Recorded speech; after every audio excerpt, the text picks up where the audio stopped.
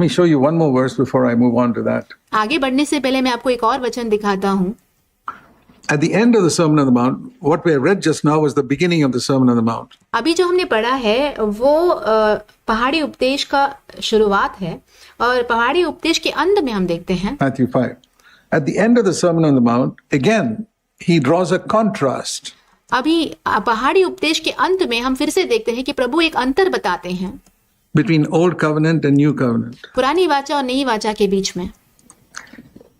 In verse 24, Matthew 7, 24 to 27. मत्ती 7:24 से लेके 27 तक. And you know the story. One man built his house on sand and the other man built his house on the rock. आप इस कहानी को जानते हैं. एक मनुष्य ने अपना घर रेती के ऊपर बनाया और दूसरे मनुष्य ने अपना घर चट्टान के ऊपर बनाया. And if you read Luke's gospel, the same story, parable, यदि आप लूका के सुसमाचार में यही सिद्धांत को ये जो दृष्टांत है वहां पढ़ेंगे आप. he says the wise man dug through the sand and hit the rock. वो कहता है कि जो बुद्धिमान व्यक्ति है उसने रेती पर से खोद कर चट्टान लगने तक खोदा. It's not that he went to some other rocky area. ऐसा नहीं कि वो कोई और चट्टान वाली जगह पर जाता है. Both were building in the same area next door to each other. दोनों ही जो मनुष्य है वो एक ही जगह जो है एक दूसरे से नजदीक ही घर बांधते हैं.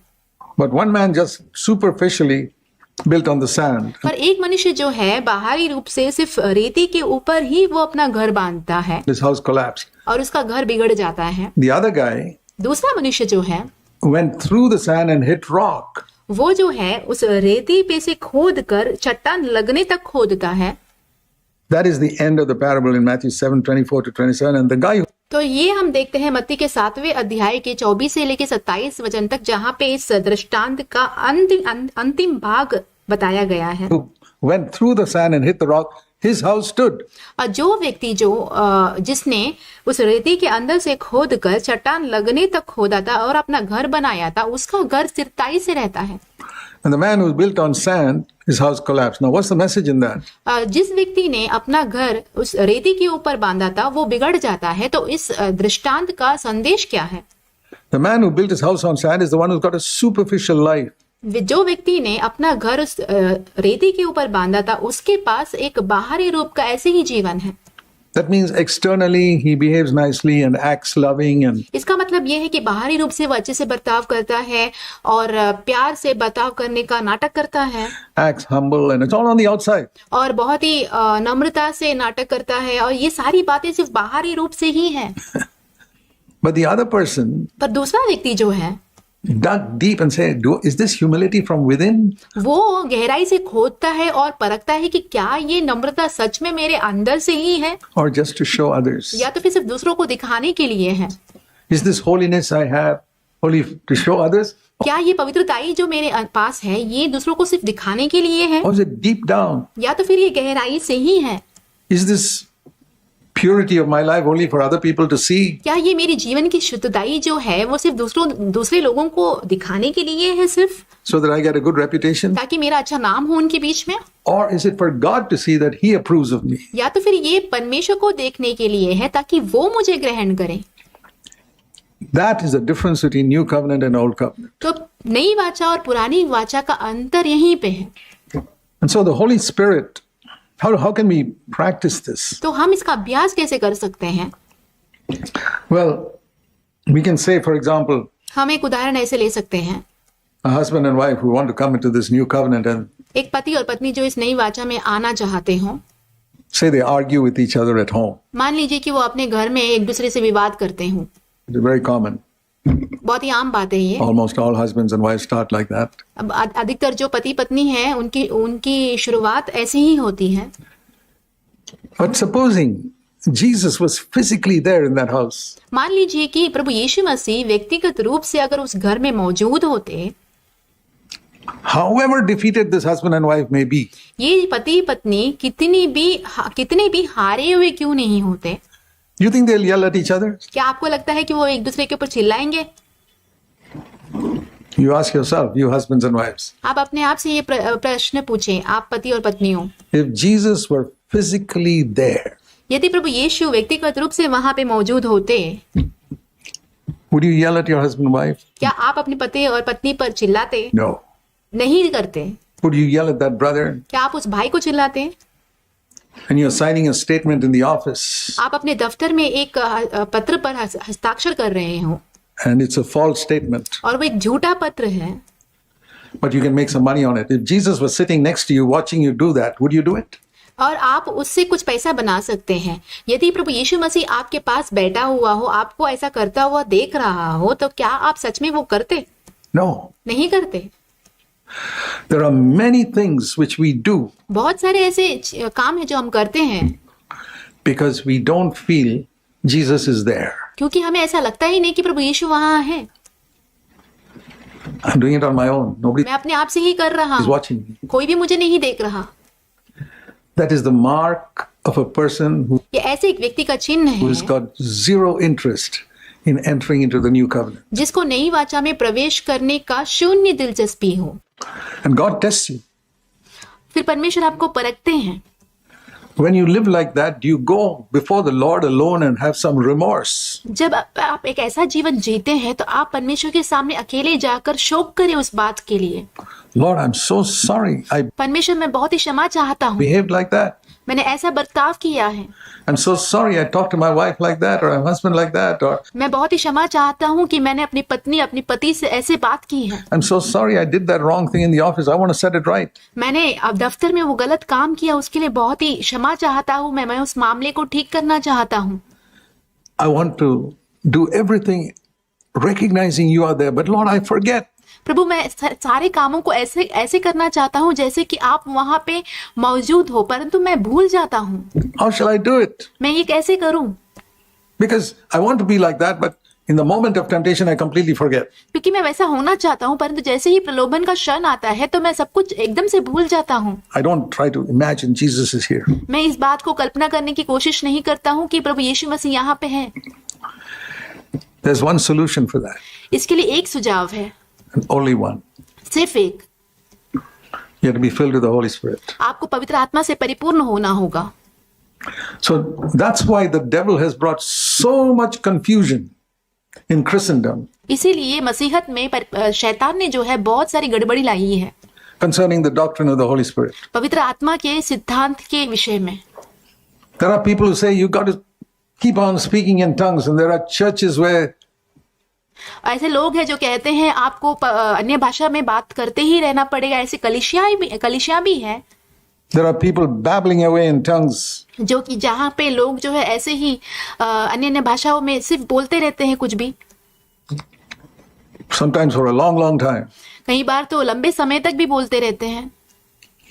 Well, the Bible speaks of such a church. एक ऐसे कलीसिया के बारे में बाइबल बताता है हमें। I want to show that to you. 1 Corinthians 14. मैं आपको वो दिखाना चाहता हूँ। वो है पहला कुरिन्थियों उसका अध्याय 14 and verse 23. वाक्य 23। That's a church. वो ऐसी कलीसिया है। That's a description of many Pentecostal churches today. I'm not बहुत सारे आज के पेंतिकोस्त कलीसियाओं का एक विवरण है वहाँ। against Pentecostal. There are some very godly believers there. मैं पेंतिकोस्त कलीसिया के विरोध में नहीं हूँ, वहाँ पे कुछ अच्छे बहुत ही ईश्वरीय विश्वासी है वहाँ।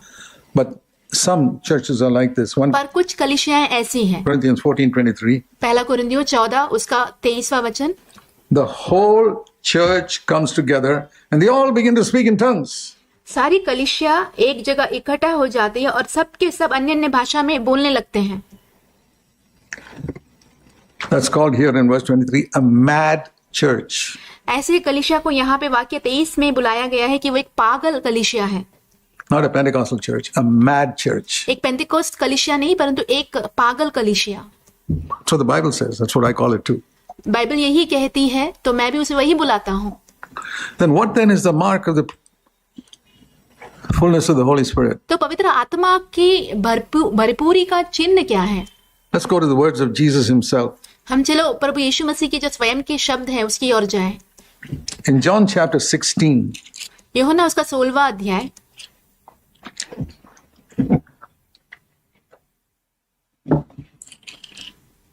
first of all, John 14. सबसे पहले यूहन्ना 14 अध्याय he says he calls the Holy Spirit a helper. यहाँ पे वो पवित्र आत्मा को एक सहायक कहते हैं।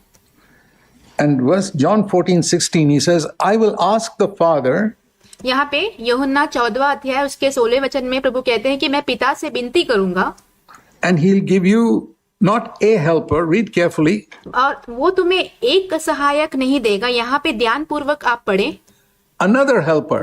एक और सहायक। Who is the first helper? सबसे पहला सहायक कौन है? Who is it? वो कौन है? Jesus. Prabhu Yeshu. When Jesus was with the disciples, जब प्रभु यीशु मसीह उनके शिष्यों के साथ थे, they were not afraid of anything. वो किसी भी चीज को लेकर भयभीत नहीं होते थे। There could be a storm in the lake or वहां पे झील में बहुत बड़ी आंधी तूफान आ जाए, not enough food to feed 5,000. That's okay. Jesus is here. 5,000 लोगों को खाना खिलाने के लिए नहीं है, ठीक है, प्रभु यीशु मसीह यहाँ पे है, Every problem is solved. तो फिर सारे जितनी भी समस्या है उसका सुझाव है, But because he was like a helper, क्योंकि वो एक सहायक के रूप में थे। helper in every single situation. And हर एक परिस्थिति में वो एक सहायक के रूप में थे। when he says, I will send you another helper, जब वो कहते हैं कि मैं तुम्हें एक और सहायक दूंगा, that means another one just like me. जैसे कि दूसरा एक जो कि मेरे ही समान हो, And he will be with you forever. I'm going away, और वो तुम्हारे साथ सर्वदा बना रहेगा, क्योंकि मैं अब जा रहा हूँ, but he'll be with you forever. पर वो तुम्हारे साथ सर्वदा रहेगा। That's the Holy Spirit. वो है पवित्र आत्मा। And he says in verse 17, that is the Spirit of truth, और यहाँ पे वाक्य 17 में वो कहते हैं कि वो सत्य की आत्मा है, whom this worldly person cannot receive because he's not interested in the godly life. जो कि एक संसारिक व्यक्ति पा नहीं सकता, क्योंकि वो परमेश्वर के ईश्वरीय जीवन में दिलचस्पी रखता ही नहीं है। A worldly person is only interested in creating a good impression एक संसारिक व्यक्ति जो है वो सिर्फ एक अच्छा अपना छवि बनाना चाहता है before people that लोगों के सामने, I'm an upright man, कि मैं एक सीधा एक व्यक्ति हूँ, I'm a good man, मैं एक अच्छा व्यक्ति हूँ, I'm a God-fearing man. मैं एक परमेश्वर का भय रखने वाला व्यक्ति हूँ। He cannot receive, even if he calls himself a Christian, he cannot receive the Holy Spirit भले ही वो अपने आप को एक मसीही कहलाता हो, परंतु वो पवित्र आत्मा की सामत को नहीं पा सकता, because he's only interested in impressing people. क्योंकि वो सिर्फ लोगों पर अपना प्रभाव डालना चाहता है। Now I want to say to every one of you sitting here, मैं यहाँ पे आप जितने भी बैठे हैं, आप सभी से कहना चाहता हूँ, my dear brothers and sisters, मेरे प्रिय भाइयों बहनों, if your Christianity is only to impress other people in this church, यदि आपकी जो मसीहत है यहाँ पे जो कलीसिया में जो दूसरे लोग हैं उन पर सिर्फ प्रभाव डालना ही है, that you're a God-fearing man कि आप एक परमेश्वर का भय रखने वाले मनुष्य हैं, or a God-fearing woman, या तो फिर एक परमेश्वर का भय रखने वाली स्त्री हैं, and you are very careful when you're in the presence of people, but जब लोगों के सामने आप होते हैं तो बहुत ही सतर्क होते हैं, careless when people in the church are not around you. और जब कलीसिया के लोग आपके आसपास नहीं होते हैं तब आप बेफिक्री से रहते हैं, You come in that category. तो आप उस कैटेगरी में आते हैं। The world cannot receive the Holy Spirit संसार जो है पवित्र आत्मा को नहीं पा सकता है, because you're not interested. क्योंकि आप दिलचस्पी रखते ही नहीं हो। You're only interested in presenting a good public image. आप सिर्फ एक लोगों के बीच में एक अच्छी छवि का प्रदर्शन करने में ही दिलचस्पी रखते हो।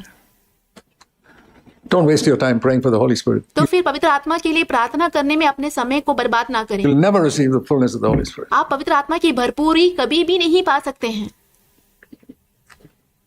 Some people think, oh, because I'm gifted to preach, कुछ लोग ऐसे सोचते हैं कि हाँ मुझे प्रचार करने का वरदान मिला है, that's the fullness of the Holy Spirit. Well, तो फिर मुझे पवित्र आत्मा की जो भरपूरी है वो भी मिल जाएगी। there are worldly people who can speak much better than anybody else. तो जो संसारिक लोग हैं वो भी आप में से जो लोग हैं जो प्रचार करते हैं उनसे अच्छा प्रचार कर सकते हैं। The devil can preach better sermons. जो शैतान है वो भी अच्छे प्रचार को संदेशों का प्रचार कर सकता है। That's not the point. The anointing of the Holy Spirit is something very different.